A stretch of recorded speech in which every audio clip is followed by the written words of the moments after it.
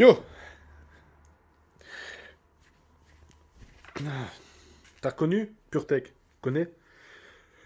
Je t'explique. En long, en large, en travers. Cette voiture me rend malade. Même le client, la voiture, ça rend malade. Donc ici, on a un 1200 PureTech. Je te parle pas de la distribution, nanani, nanana, on s'en branle. Pas le temps à perdre. Cette voiture-là, euh, pour faire rapide, tout a été changé. C'est pas possible, cette caisse. C'est un truc de fou, c'est un truc de malade mental. Je t'explique, la voiture a 170 000 km, c'est déjà pas mal. Pour un PureTech, c'est pas mal. Distribution changée, normal. Vanne de déphasage d'arbre à cam, admission, échappement. Donc échappement, admission. Bon, il y a un Gus avant, il a changé l'échappement. C'était celle de l'admission qui fait changer. Mais le gars, c'est un gars qui travaille chez Peugeot. Il a dit que c'était trop chiant à faire. Je l'ai fait moi. Il faut démonter tout la baie, nanani, c'est juste derrière. Bon, voilà, c'est fait. Problème de FAP, de catalyseur, pardon. Nouveau catalyseur. Toujours en défaut, voilà.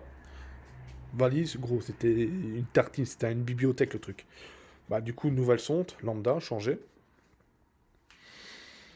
Ensuite, entre deux, trois l'échappement, à l'arrière. Démontage de tout échappement. Alors, merci Peugeot, bande de bande d'enculés. Il faut le dire ce qui. Je suis désolé, hein, les gros mots, mais il faut le dire, bande d'enculés. Ils ont fait tout en une seule pièce, donc j'ai dû couper une partie de la ligne, défaire, j'ai dû ressouder parce que le trou était au-dessus, donc pas en dessous. Mais au départ, j'ai fait une soudure en dessous, mais là, j'ai dû faire. Il avait aussi un petit trou au-dessus, démonter, manchonner, remettre. Voilà, la merde. Ça va. Ensuite, qu'est-ce qu'on a eu? Bobine. Oh tiens, une bobine qui crame. Au deuxième cylindre. Parce que chez Peugeot, c'est un, 2, 3. Deuxième cylindre, celui du milieu. Bobine qui crame et tout ça. Galère. Là, j'y écoute. J'ai au gars, il dit, ouais, il y a un spécialiste, justement, sur les faisceaux, tout ça. Moi, j'ai bobine qui crame, on a remplacé la bobine, tout ça, la bougie, tout allait bien, tout ça. Pas d'alimentation, j'ai le calculateur a pris un coup dans sa gueule. Il a pris un coup. Il l'emmène quand même chez un spécialiste, parce que je dis, voilà, je connais pas à fond ce moteur-là, niveau électronique et tout ça. Je connais, voilà, j'avais les plans de schéma, tout ça, électronique, tout ça. Et moi, pour moi, c'est le calculateur. Bon, il le va chez un gars, elle reste là un mois, le gars, il a rien foutu. Je vais changer, au préalable, j'ai changé la cosse, pensant que c'était la cosse ici que j'ai remplacé moi-même. On a été chercher une cosse à la casse. On a remplacé la cosse. J'ai dit, c'est peut-être la cosse. Au départ, c'est peut-être la cosse. Bon, c'était pas la cosse. J'ai dit, bon, voilà. Le gars, il a pris un mois. Il dit, ouais, c'est peut-être la cosse. Connard, on l'a remplacé. Spécialiste de rien du tout. Spécialiste de rien. Il travaille chez Peugeot, il fait que ça, mais il sait rien. Et moi, je dis ce calculateur. Lui, il dit, bah, foi, je pense pas que ce soit un calculateur. J'ai dit au client, j'ai dit, va chercher un calculateur, on clone, et on remet l'autre. Il commence chez le calculateur. On l'a pris chez Ovoco, hein, donc pas sponsorisé, mais bon, tu sais que chez Ovoco, tu peux avoir un calculateur pour PureTech. Il prend un calculateur, il va le faire cloner. Enfin, le gars a pas su cloner, il a juste tiré l'anti-démarrage. Sinon, bah, la voiture, elle démarre pas, tu peux le remettre, c'est un plug and play. Hop! Donc, il le remet là-bas, chez le gars, soi-disant, spécialiste, tout ça. Moi, du coup, j'avais raison, je suis fier de moi. On remet le calculateur, il roule, le gars, bah, il roule avec. Il roule 20-30 minutes avec, il pousse, nickel, plus de témoin, plus rien, nickel. Et à un moment, boum, elle retombe sur deux cylindres. Vas-y, c'est pas possible. Du coup, passage de valise. C'est, attention. Passage de valise, qu'est-ce qu'on constate? Raté cylindre numéro 1. Raté de combustion. Donc cylindre 1, là. Sa voiture est devant chez lui. Je vais le dépanner. On tire les bougies, on regarde. Le premier truc que je fais, je regarde c'est l'allumage. Tu prends ta bobine, tu mets ta bougie, tu te mets sur du métal. Bon, on a de l'allumage. Donc ça va. C'est déjà bon signe. Je dis, c'est pas encore le faisceau. Mais il avait déjà commandé le faisceau. Chez Ovoco, on sait jamais. Hein, au pire, on remettra un nouveau faisceau. Enfin, on verra. Soit. Voilà. Donc on démonte les bougies. On fait pour remettre la bougie. Donc voilà. Et là, tu constates que bah, la bougie, elle se met de travers, en fait. C'est... Voilà. Celui qui avait le spécialiste avant, il avait fait un test de compression. Est-ce que c'est lui? Est-ce que c'est nous? Est-ce que c'est... Voilà. Je vais pas accuser, mais voilà. En tout cas, la bougie, elle rentrait plus. Et la bougie, ces bougies, même sur ce moteur-ci, je l'ai démonté 50 000 fois. Sur les PureTech, j'ai déjà fait des bougies, j'ai déjà démonté le blindax, tu vois, voilà. Là, la bougie, bah, au fait, là, tu vois, elle se met droite. Là, au fait, elle vient un petit peu comme ça. En fait, moi, bah, je mets la bougie comme ça, bah, hop, je serre un petit peu. Après, je fais pour serrer. Je dis, putain, c'est bizarre. Je regarde, bah, la bougie était de travers. Après, il faisait moins 2 degrés dehors, en plein champ, tout ça. Donc voilà, est-ce que ça va? Fatigue, tchic, tchac.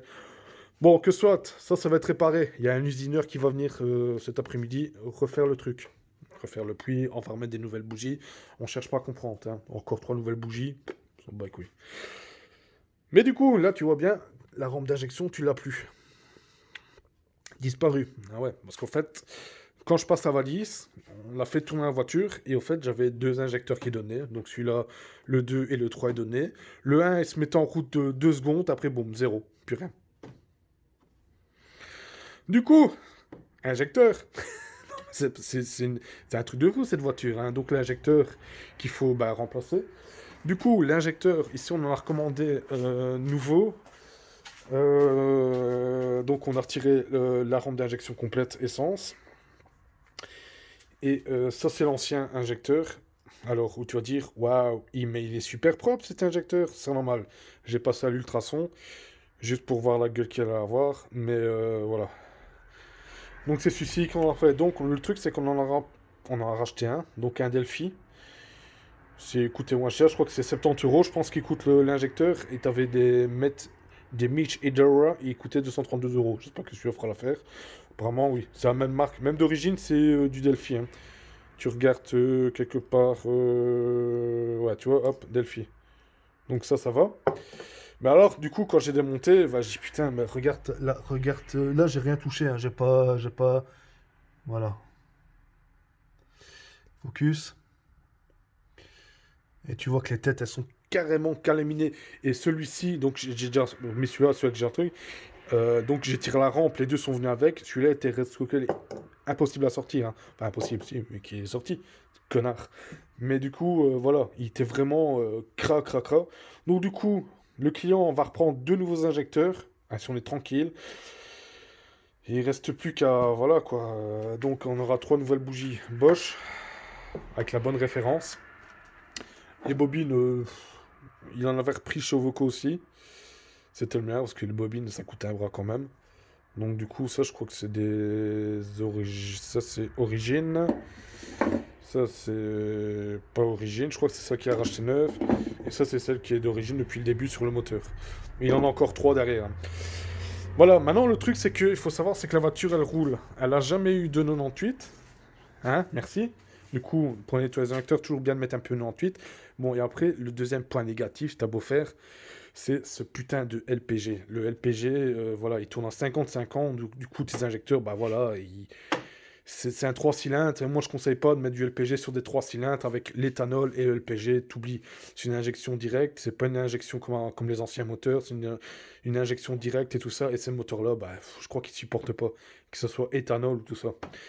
Du coup, on va attendre demain.